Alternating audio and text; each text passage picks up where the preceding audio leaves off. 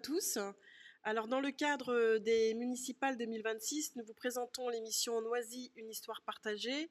Et chaque mercredi à 18 h, nous vous invitons à découvrir Khatitiam, futur maire de Noisy-le-Grand, ainsi que son équipe. Alors, Noisy, une histoire partagée, c'est un collectif de citoyens, de citoyennes noiséens, soutenu par Génération S et la France Insoumise, qui porte un projet commun pour l'avenir de notre ville. Alors, nous recevons aujourd'hui Muriel Emery, bonjour. Bonjour. Membre de Génération S, ancienne élue à la petite enfance de Noisy-le-Grand, aujourd'hui conseillère municipale de l'opposition, et Valentin Lanfranchi. Bonjour. Bonjour, militant LFI, représentant des parents d'élèves à Noisy-le-Grand, à l'école Van Gogh. Tous les deux membres sur la liste de Noisy-le-Grand, une histoire partagée. Alors aujourd'hui, nous allons aborder le sujet de la politique éducative et plus précisément la petite enfance et l'enfance. Et donc Muriel, est-ce que vous pourriez vous présenter? Oui, tout à fait. Alors, Muriel Emery, je suis donc membre de Génération S, Noisy, et je suis actuellement conseillère municipale de l'opposition dans le groupe Génération S, Noisy. Avant, de 2008 à 2014, j'ai été adjointe à la petite enfance dans l'équipe de Michel Pajon. Et j'ai aussi très très longtemps officié dans les parents d'élèves, je dirais de 1998 à 2008, à la PEP, où j'ai été même présidente départementale de Seine-Saint-Denis. Donc ces sujets me parlent un peu. Merci. Valentin? Bonjour, donc Valentin Lanfranchi. Je suis colistier sur la liste Noisy, une histoire partagée. Et j'interviens aussi aujourd'hui en tant que parent de deux enfants de 3 et 6 ans qui sont scolarisés donc à Noisy-le-Grand, à l'école Van Gogh, et pour laquelle je suis représentant de parents d'élèves. Merci.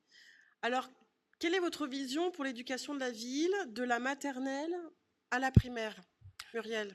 Alors, l'éducation, l'enfance doit être une de nos principales priorités. Les enfants, c'est l'avenir de la ville, c'est l'avenir de notre société. Donc, nous n'avons qu'un seul objectif, c'est donner à chaque enfant une vraie chance pour son avenir. Donc, cela passe par l'école, par la crèche. Ils doivent acquérir un socle solide pour entrer au collège, c'est essentiel. Mais ça commence dès la crèche, en fait. On n'a pas forcément cette impression, mais c'est très important. Et il faut donner les mêmes moyens pour tous, même pour les plus fragiles. Je dirais même particulièrement pour les plus fragiles, qui ont moins accès à la culture, à la musique, au sport. Donc il nous faut vraiment œuvrer dans ce sens et ce sera une de nos priorités. Mm. Alors Valentin, sur les places en crèche, comme beaucoup de parents, l'attribution des places est souvent un moment angoissant pour les parents, hein. Pouvez-vous nous faire un retour d'expérience à ce sujet? Oui, c'est un moment qui est assez difficile pour tous les parents. C'est un moment où on vient, surtout pour son premier enfant, où on vient tout juste d'accéder à la parentalité et de découvrir ce que c'est d'élever un enfant, et ce qui génère beaucoup de questions, déjà beaucoup de stress, et en plus d'être confronté au fait euh, de devoir confier son enfant à quelqu'un pour pouvoir reprendre le travail, pour pouvoir donc continuer à travailler. On a besoin d'être en confiance. Et c'est un moment où on se retrouve confronté au fait de chercher une place en crèche. Et pour tout le monde, c'est vraiment quelque chose de difficile. On a des difficultés à comprendre comment marche le système, à savoir comment les places sont attribuées. Et du coup, il y a beaucoup d'incertitudes qui est générée à ce moment-là. Moi, j'ai eu la chance d'avoir une place pour ma fille assez rapidement dans une crèche Les Petits Loups à Noisy-le-Grand. Et ça a été un soulagement vraiment très grand. Et c'est quelque chose que je souhaite à tous les parents, et que ce soit quelque chose qui soit vraiment généralisé. Mm. Alors comment solutionner ce manque de place en crèche, Muriel? Alors je vais rebondir sur ce que disait Valentin. En fait, il faut une vraie transparence de l'attribution des places en crèche. Il ne faut pas laisser ça à un logiciel qui est impersonnel et qui ne lit que des dossiers administratifs. Donc, une vraie commission d'attribution transparente avec des critères définis collégialement. On peut même envisager de faire une commission où on ferait venir quelques parents. Bon, voilà, on peut envisager ça. Et puis ensuite, ben, les crèches, il manque des places. C'est récurrent, notamment en Île-de-France, hein, c'est pas nouveau. Et donc, sur le mandat, nous prévoyons de faire une nouvelle crèche collective de MAM, des maisons d'assistance maternelle. C'est entre l'assistance maternelle classique et la crèche, mais c'est plutôt bien et les parents qui y vont actuellement sont plutôt contents. Nous souhaitons aussi ouvrir 2 crèches à vie pour des publics sensibles tels que les mamans seules ou des gens au chômage, qui cherchent un emploi. Et on sait, pour trouver un emploi, il faut du temps, il faut être disponible. Si on a un bébé à côté de soi, c'est compliqué. Et si on trouve l'emploi et qu'on n'a pas de place en crèche, ben, c'est un coup dans l'eau. Ça peut être aussi pour les gens qui veulent reprendre des études, une formation. Euh, et de toute manière, il faut flécher des places pour les publics fragiles, c'est important. Mmh. Ouais, c'est quelque Euh, chose qui revient souvent, le manque de place. Et alors que quand on a la chance d'avoir son enfant qui arrive en crèche, on découvre des professionnels qui sont vraiment incroyables, qui sont vraiment impliqués, qui donnent beaucoup d'énergie et qui participent vraiment à l'éducation de nos enfants, à qui on délègue une partie de leur éducation. Et on a l'impression qu'ils ne sont pas assez soutenus, on voit qu'ils ne sont pas assez payés, qu'il en manque, qu'ils sont en manque de personnel. Et ça crée certaines difficultés. il est exact que c'est une vraie difficulté, le personnel dans les crèches. Or, ce sont des métiers pas très bien payés, qui sont difficiles parce qu'on porte les enfants, il y a beaucoup de mouvements qui abîment le dos, les bras, elles sont pas suffisamment.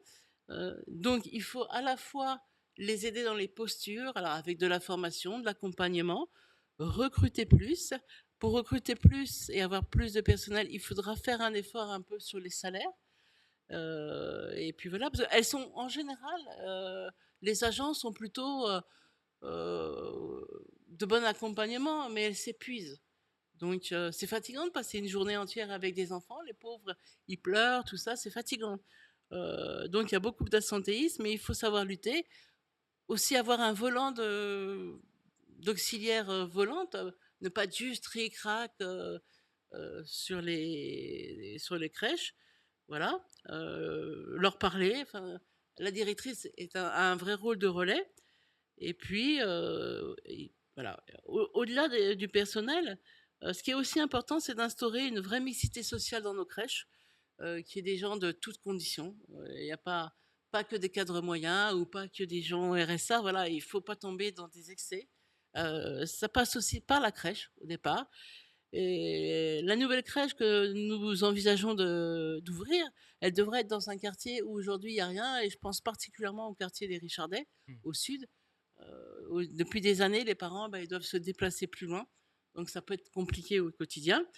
Et puis, je crois qu'il faut aussi communiquer vis-à-vis des familles en organisant tous les 3 mois, tous les 4 mois, à définir une réunion d'information présentant les modes de garde, la crèche, comment ça marche, les conditions d'attribution, mais pas que la crèche, les maisons d'assistance maternelle et aussi les assistantes maternelles tout court, parce que sur Noisy, on a un relais d'assistantes maternelles où beaucoup d'assistantes maternelles vont avec les enfants pour faire des activités, et ça rassure aussi les parents de savoir que leur enfant va faire un peu de collectif. Et parfois, l'assistance maternelle est plus adaptée à certains enfants pour des raisons diverses, de maladies, de handicap, ça dépend. Mmh. Donc il faut pas avoir peur, quoi. Oui. Tous les modes de garde sont bons. Et puis elles sont agréées, hein. Mm. On ne devient pas assistante maternelle comme ça. La PMI veille vraiment au grain. Merci. Alors, comment favoriser une éducation de qualité de la maternelle justement jusqu'à la primaire ensuite? Ben, je pense que par rapport à mon expérience qu'on vit aujourd'hui dans l'école Van Gogh à Noisy-le-Grand, c'est une école qui n'est pas forcément réputée, ou des fois les parents qui ne connaissent pas demandent des dérogations. Et puis au final, quand ils viennent voir et quand leurs enfants sont dans cette école, tout le monde est surpris de la qualité de l'enseignement, du suivi. Et je pense que ce qui fait vraiment que ça marche bien, c'est que ce sont des classes à taille humaine, donc euh, avec pas trop d'élèves dans les classes, avec des enseignants qui sont vraiment engagés, à qui il manque des moyens. Il manque des moyens et des fois les enseignants sont obligés de mettre de leur poche pour arriver à organiser des choses. On a du mal à être entendu en tant que parent d'élèves, on en reparlera peut-être après, pour obtenir des choses qui sont assez basiques, qui sont demandées depuis des années. Mais en tout cas, il il y a vraiment du soutien entre les parents, entre la directrice, et on aimerait que ce relais se fasse aussi en mairie pour aller plus loin et justement que ça se retrouve dans toutes les écoles de la ville. Alors, j'entends ce que dit Valentin. Nous, ce qu'on souhaite, c'est valoriser les activités qui ne dépendent pas de l'éducation nationale, parce qu'évidemment, du côté enseignant, enfin, c'est l'éducation nationale, ils sont salariés de l'éducation nationale. Par rapport à ça, quand même, lors d'absence répétées, nous insisterons plus auprès d'inspections académiques. Et puis, on va donner plus de moyens. Par exemple, les fournitures scolaires sont gratuites depuis une petite quinzaine d'années maintenant, mais c'est toujours le même budget depuis 15 ans. Donc, on sait bien que les choses ont augmenté, enfin, on le sait tous. Et donc, on prévoira une augmentation. Et puis surtout, chaque année, on revalorisera un petit peu du coût de la vie, parce que ben, le papier, notamment, c'est quelque chose qui coûte cher et qui augmente régulièrement. On donnera aussi des moyens pour les sorties. Aujourd'hui, les sorties, les familles doivent payer, enfin, en partie. Ça peut être pris en charge sur la coopérative, mais parfois certaines familles ne peuvent pas envoyer leurs enfants du fait du manque d'argent. Nous, on souhaite rendre gratuites toutes les sorties scolaires pour que ben, chaque enfant puisse bénéficier de ces sorties. Tout comme les transports, la mairie a supprimé un peu les cars pour, par exemple, transporter à la piscine ou des choses comme ça. On remettra plus de cars. C'est important que les enfants puissent se déplacer. On ne va pas envoyer des élèves de CP en bus ou à pied traverser toute la ville. Je confirme que pour les sorties scolaires, on est souvent obligé, on est sollicité très souvent par les enseignants pour rajouter un peu d'argent pour pouvoir payer des sorties, que ce soit au cinéma, que ce soit pour aller voir des spectacles. Et forcément, bah, ça pèse sur les familles les plus défavorisées, où la coopérative peut pallier à ça, mais ça a ses limites. Donc, je suis tout à fait d'accord. Oui, tout à fait. À Noisy-le-Grand, on a aussi la chance d'avoir des structures comme le cinéma, le théâtre, la médiathèque, la piscine, des établissements sportifs et des associations sportives. On souhaiterait s'appuyer sur tout ce réseau pour bah, faire des choses avec les enfants en partenariat avec les enseignants, en mettant des transports. Et ça permettrait, par exemple, il y a pour la musique, ils pourraient aller au conservatoire, découvrir la musique, parce que certains enfants ne découvrent pas la musique, ne savent pas ce que c'est. Et donc, ces structures appartiennent à la ville. Autant en faire profiter un maximum d'enfants, sachant qu'on pourrait se faire aider. Ça demande des moyens, mais ça demande aussi des moyens humains. Donc, on est en train de réfléchir à éventuellement avoir des services civiques pour aider dans les écoles et les services civiques sur ce type de choses. On pourrait avoir des projets qui serviraient le jeune pour l'avenir. Merci. Alors comment, au vu de ces objectifs, comment accompagner les enseignants pour atteindre ce but? Alors, l'une des premières choses qui est essentielle, c'est de les considérer comme des partenaires. Certes, c'est des personnels de l'éducation nationale, Bien sûr. mais ils sont sur notre ville, au contact de nos enfants tous les jours. Ce sont des vrais partenaires. Souvent, on a l'impression qu'ils tiennent le système à bout de bras, sans reconnaissance vraiment de la mairie. Ouais. Voilà. Alors, nous, on souhaite les concerter sur leurs besoins et leurs projets de manière régulière, leur proposer aussi des choses, parce que peut-être certains enseignants auront plus envie d'aller vers la musique, d'autres vers les arts. L'idée est que quand même les enfants puissent toucher un petit peu à tout dans l'année. Et on pourrait envisager de les aider à se former à la culture, au sport, à la musique, pour accompagner les enfants dans ces domaines. Donc ce serait un vrai partenariat avec eux, et ce qui veut dire aussi renforcer nos relations avec l'inspection académique pour tous ces projets. Être plus en osmose, je dirais. Donc le harcèlement scolaire qui est un sujet très sensible aujourd'hui, quelles sont les mesures que vous proposez pour lutter contre le harcèlement scolaire? Alors les mesures sur le harcèlement scolaire, elles sont liées notamment à la santé. Nous avons le projet de créer un centre médical municipal, et dans ce centre, il faudra intégrer toute la partie psychologue, psychiatre, psychothérapeute, tous ces gens qui peuvent aider, et surtout créer une cellule d'écoute, c'est-à-dire un numéro local pour que les enfants, les jeunes concernés appellent, voire les adultes signalent. Nous avons une police municipale qui, à notre sens, doit évoluer dans ses missions, et on pourrait aussi voir avec la police municipale qu'est-ce qu'on pourrait faire par rapport au harcèlement. On pourrait imaginer que la police puisse intervenir dans les écoles via des ateliers, des explications. C'est un sujet très très important, et ça commence de plus en plus jeune, c'est ça qui est dramatique. Donc c'est un sujet, donc il faut qu'on saisisse. Oui, comment rendre les centres de loisirs accessibles à tous? C'est une très bonne question parce que c'est vraiment une des plus grosses problématiques et qui génère le plus de stress pour les enfants qui sont scolarisés en maternelle et en primaire, c'est réussir à avoir des places de crèche. C'est-à-dire que le jour où les places sont ouvertes, donc on doit faire les réservations sur Internet et il faut littéralement se battre pour être les premiers à se connecter pour réussir à avoir des places en centre, que ce soit pour les vacances ou pour les mercredis. Ce qui pose beaucoup de difficultés pour beaucoup de familles parce que si on n'obtient pas de place, et encore une fois, c'est les familles les plus défavorisées qui vont se retrouver dans la panade, à pas pouvoir faire garder leurs enfants, qui n'ont pas forcément du télétravail pour pouvoir les garder. Et encore une fois, c'est vraiment une source de stress très grande pour les parents. Et on sent qu'il y a vraiment un manque d'effectifs quand on discute avec les structures qui sont... Je tiens à souligner vraiment le fait que les personnes qui accueillent nos enfants, c'est des animateurs souvent qui sont jeunes, qui sont étudiants et qui sont vraiment pour la plupart incroyables dans ce qu'ils apportent à leurs enfants. Les enfants sont hyper contents d'aller au centre, de faire des activités, de découvrir des choses. Et c'est vraiment dommage que tout le monde ne puisse pas en profiter. Alors concernant ce problème de place dans les centres de loisirs, ben, il faut revoir tout le système. Aujourd'hui, on ne peut réserver que par Internet. Et en fait, la ville met un contingent, par exemple, je ne sais pas, 60 places. Et ben voilà, quand les 60 places sont prises, il n'y a plus de place. Quand bien même, peut-être, il y aurait 85 besoins. Donc en fait, il faut adapter l'offre à la demande et pas le contraire. Il faut aussi laisser la possibilité aux familles de pouvoir réserver autrement que par Internet. Il y a des gens, pour diverses raisons, qui ne peuvent pas le faire, donc il faut qu'on ait éventuellement un comptoir où on puisse aller réserver.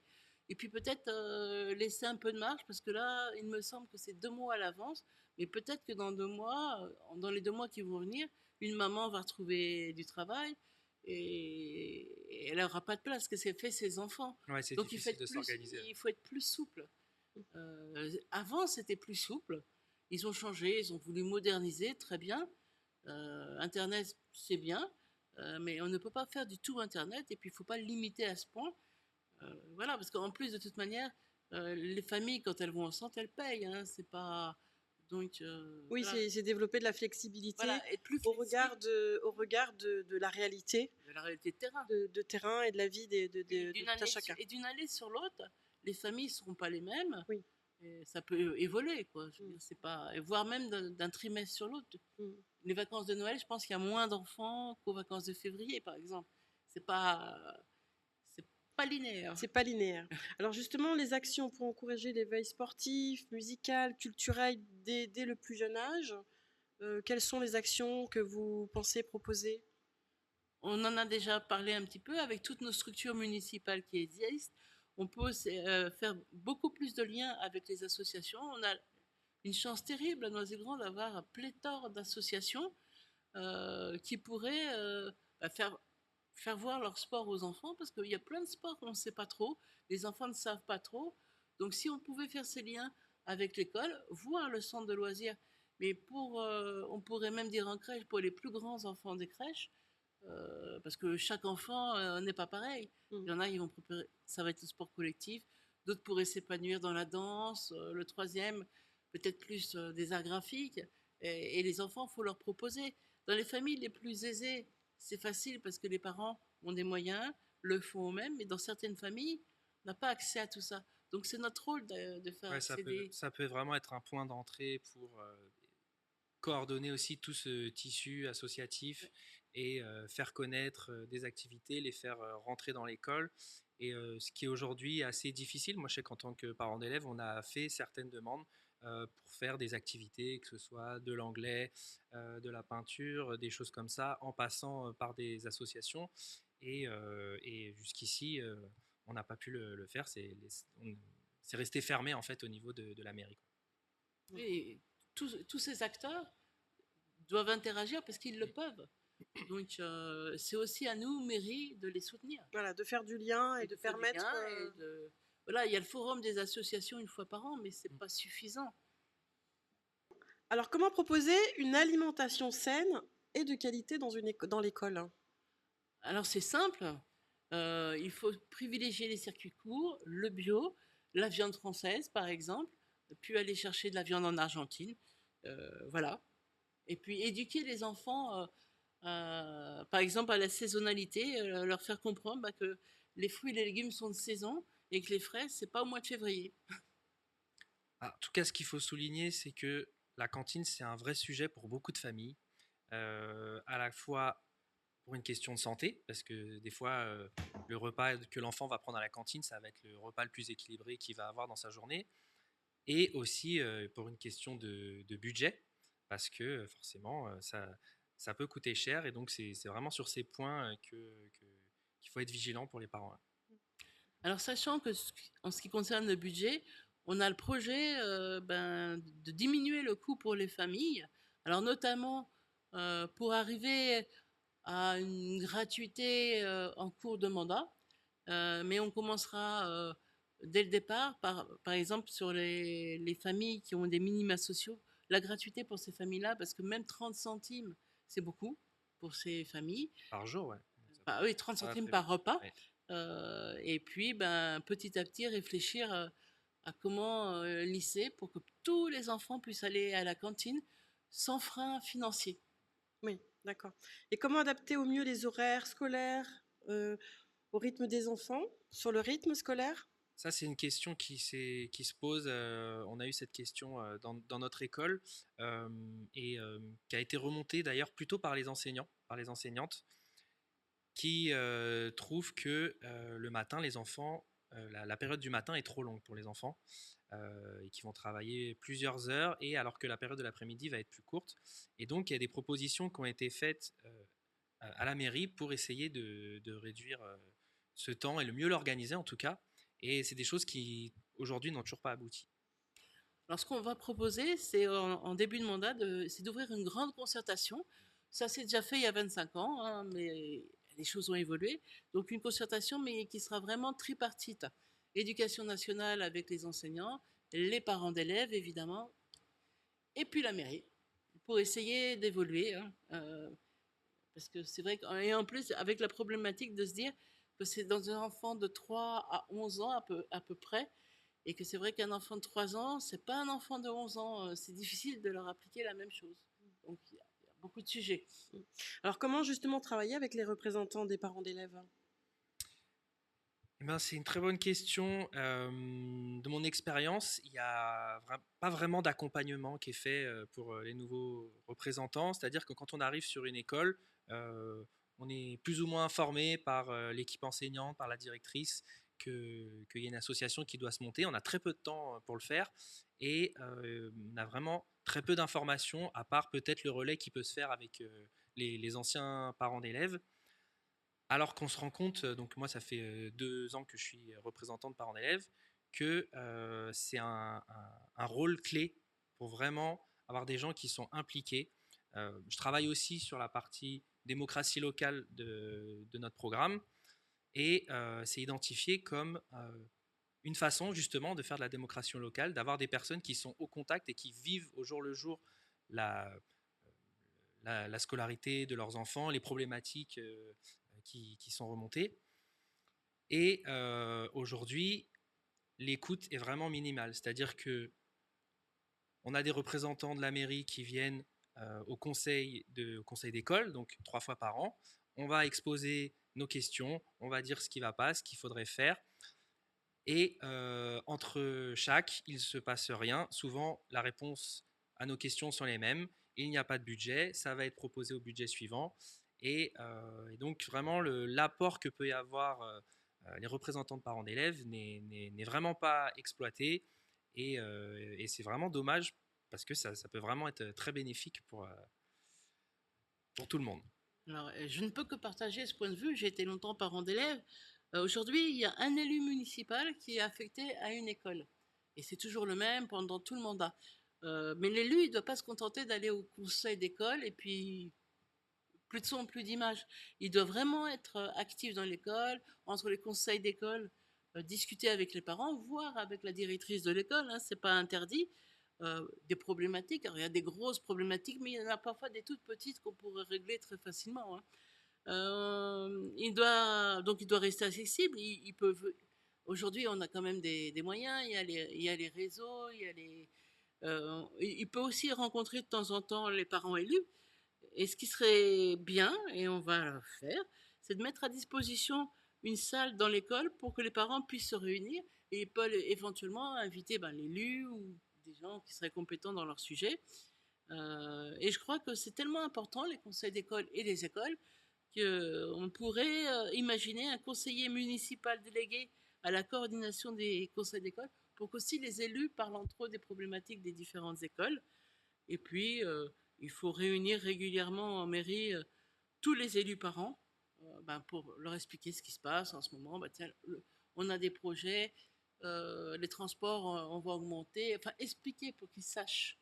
Parce que dans les écoles, ça se passe bien en général, mais tout ne descend pas. Oui, informer autrement. Il faut que ça descende. Alors, Raditiam nous a rejoint. Bonjour. Bonjour. Alors, Radi, que proposez-vous concrètement pour le secteur de la petite enfance et de l'enfance à Noisy-le-Grand? Pour le secteur de la petite enfance et de l'enfance, nous proposons une maison de la parentalité et du bien-être de l'enfant en incluant les dimensions du handicap. Ce sera un lieu d'écoute et de soutien pour les parents comme pour les enfants. Il y aura aussi dans cette structure un guichet unique enfance santé pour permettre justement de prévenir tous les mal-être et les dangers dont font face les enfants, comme l'harcèlement scolaire. Notre deuxième proposition sera sur la gratuité des cantines pour les enfants de Noisy-le-Grand. Donc nous commencerons en 2026 sur une gratuité pour les minima sociaux et une visée gratuite pour l'ensemble des enfants en 2028. L'objectif aussi de remettre la cantine municipale pour avoir des circuits courts, du fait maison, des produits bio pour que les enfants puissent bien manger, mais aussi diminuer la consommation de viande pour le bien-être animal et favoriser des menus végétariens. C'est un peu une continuité de ce qui existe déjà. Nous avons déjà les fournitures scolaires gratuites. En deuxième temps, la cantine gratuite. Donc pour nous, investir vraiment dans l'éducation, c'est investir dans l'avenir. Merci. Alors, merci Muriel, merci Valentin, merci Radi pour tous ces échanges. Rendez-vous mercredi prochain à 18h et retrouvez nos émissions sur l'ensemble des plateformes Facebook, TikTok, Instagram et YouTube. Bonne soirée. Merci. Merci.